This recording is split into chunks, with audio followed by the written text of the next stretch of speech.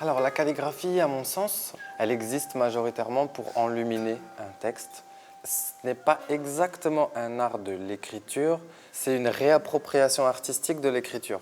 Dans la majorité du temps, on a énormément de mal à distinguer les mots. Ça fait un peu comme le graffiti, c'est vraiment une appropriation de l'écriture en elle-même. Enluminée avec des couleurs, avec des traits beaucoup plus gros, des fonds. Oui, à mon sens, il existe beaucoup de types de calligraphie. Il y a la calligraphie chinoise, la calligraphie japonaise, la calligraphie arabe, la calligraphie gothique. Je pense qu'il doit y avoir énormément de styles en fonction des types d'écriture, en fait.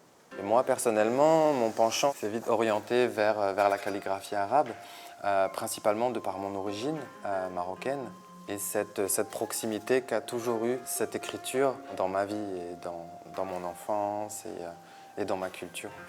Son existence, à mon sens, elle a été première pour enluminer les livres sacrés du Coran. Donc c'est pour ça qu'on a sur ce livre du Coran beaucoup de petits dessins, de petits reliefs tout autour et aussi sur certaines lettres un travail un peu plus intéressant.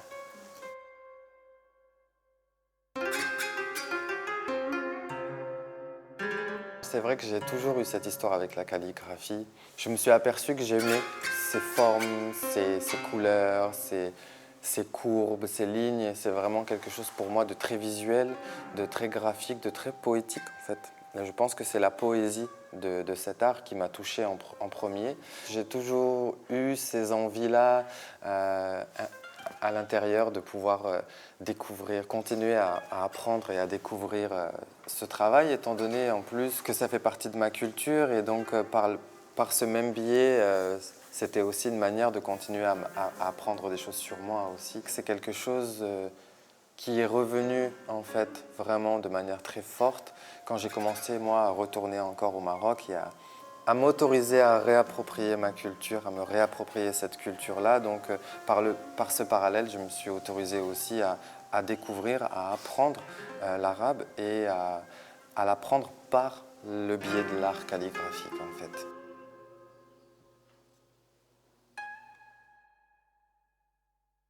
Alors le matériel de base est composé d'un petit stylo en bambou ou en roseau qu'on appelle kalam. Il est taillé en biseau et il est taillé aussi de manière à ce que les fibres du bambou ou du roseau soient en contact avec l'encre qui fait qu'elles aspirent et qu'elles récupèrent l'encre et sont capables de pouvoir le rediluer ensuite sur un plus long terme. On a aussi en fonction des artistes ou des maîtres calligraphes, moi les inspirations que j'en ai vues et de ce que j'ai appris, c'est qu'on pouvait aussi recréer ses propres calams, ses propres outils de différentes tailles et de différentes formes selon la forme que l'on veut donner aussi à l'écriture, selon la stylistique qu'on veut aussi lui donner et selon l'épaisseur recherchée en fait. On a le bambou en lui-même qui, par ses fibres, va retenir l'encre. Mais on a aussi une autre technique, une sorte de pinceau calame un petit peu, qui est recouvert de tissu et qui permet à un morceau de bois de pouvoir aussi très bien retenir l'encre et ensuite pouvoir tracer avec cette encre sur le papier.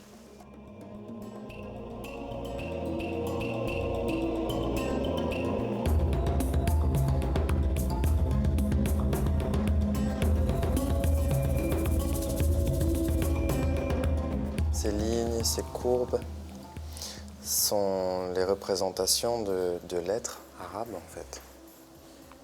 Cette lettre qu'on voit ici, c'est une des lettres de base, c'est la première lettre de l'alphabet qui s'appelle Alif. Alif qui, comme sa prononciation l'indique, signifie A.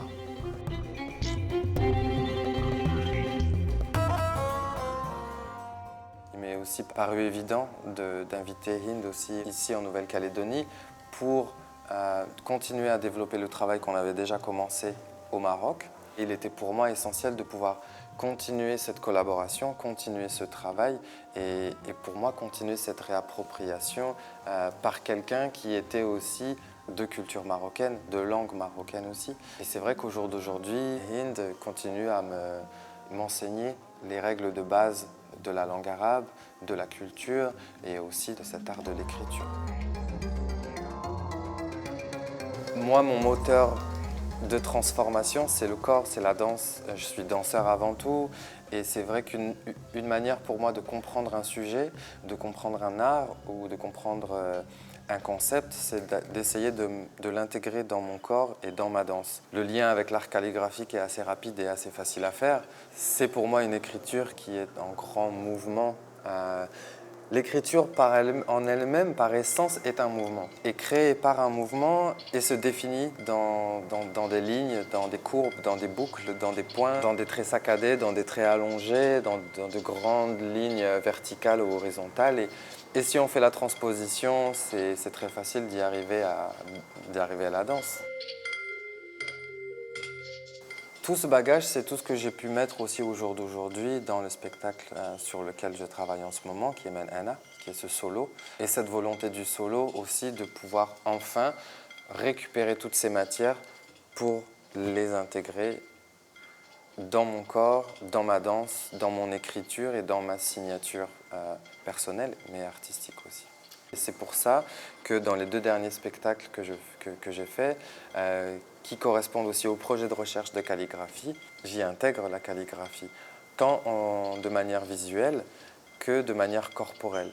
Dans le spectacle, on retrouve plusieurs types de calligraphie. Dans le sens type, je vais dire, on retrouve des poèmes et des écrits qui ont été écrits par moi-même, dont certains mots ont été traduits, d'autres qui peuvent passer en français par exemple, dans un travail graphique de superposition avec des silhouettes. Ce travail a aussi été réexposé par la création de décors. Donc les décors ont été refaits à partir de matériaux de l'ancienne case du musée sur lesquels nous avons projeté notre univers aussi.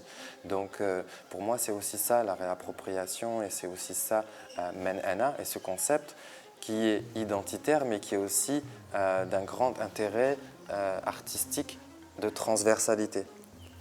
L'art plastique peut servir la danse sert la calligraphie sert l'art plastique, la sculpture, etc., etc.